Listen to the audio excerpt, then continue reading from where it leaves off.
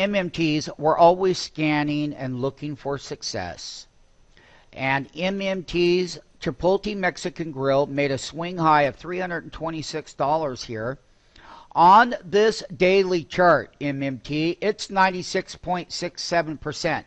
Now, how many MMTs that are here, are we going to stay up here or are we going to go down? And if we're going to go down, why? From what you've learned and from what you've traded and your successes, why is there a train wreck around the corner in this name? You're just way too overbought. There's no way it can stay up there at 96%. No way. It could go a little higher, but not for long. That's exactly right.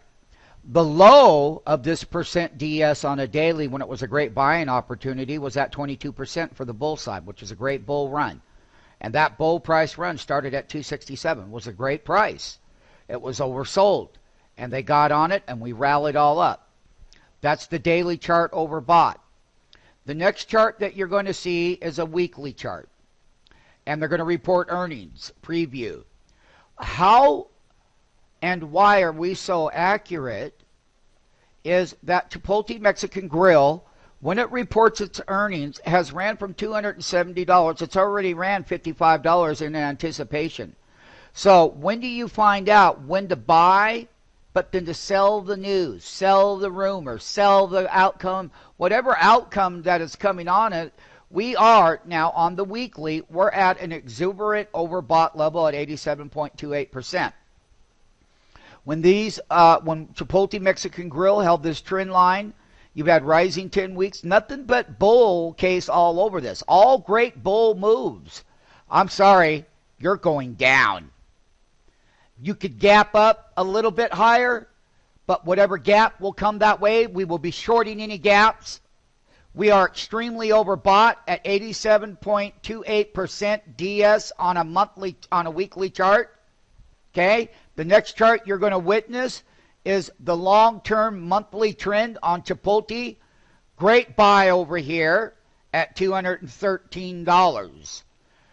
1 month, 2 months, 3 month, 4 month, 5 month, 6 months, Chipotle Mexican Grill has gone from $213 at the beginning in January here to the top during the month of July at 300. The high was 329.80, by the way, so far for the month of July. And the monthly July low down here is 305. But here's my point.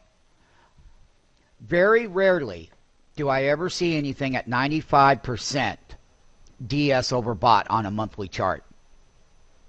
This thing here, which was a great bull move and a great bull stock. Nothing wrong with its great bull move and its great bull stock.